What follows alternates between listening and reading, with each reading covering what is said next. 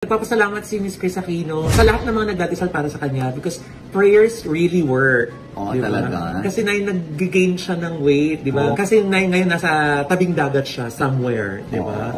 So yun, hindi nga masabi ko saan nakatira. Oo, di ba? Basta nasa tabing dagat. Oo. Punta ka na rin ba doon? Oo, nadalaw natin siya. Nag-gain siya ng 1 point something pound every week since nag-stay siya doon. Kasi nga, Nay, she keeps on eating yung kanyang favorite na turon at saka ripe mango. At saka umiinom po siya ng Ensure. Hindi lang 1 mug ha, kundi 2 mugs a day.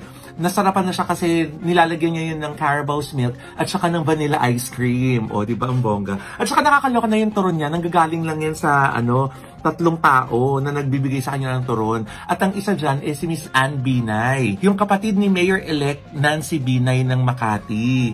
Nandun sa kanila ngayon si Kuya Josh at dun siya nag-celebrate ng kanyang birthday sa mga Binay. Na kanya ng parang second family kasi nga sabi ng mga Binay, si Kuya Josh daw ang kanilang lucky charm. Pero yun nga na, nasabi ni Miss Chris sa atin na marami pa rin daw pong masakit sa katawan niya and mahina na daw po her legs kasi it lacks fat and muscles to support her. Kaya naman po na ipatuloy ang gamutan at every other week, binibigyan po siya yung injection na yan na nasa picture. At weekly naman po yung kanyang methotrexate. Yun po yung parang chemotherapy niya. Kaya patuloy po natin ipagdasal si Miss Chris kasi talagang tuloy-tuloy lang po yung kanyang paglaban. Maring Chris, pagaling ka palalo at palakas ka, ha? Yes. Dahil nami-miss ka na ng mga fans mo. Yes. Diba?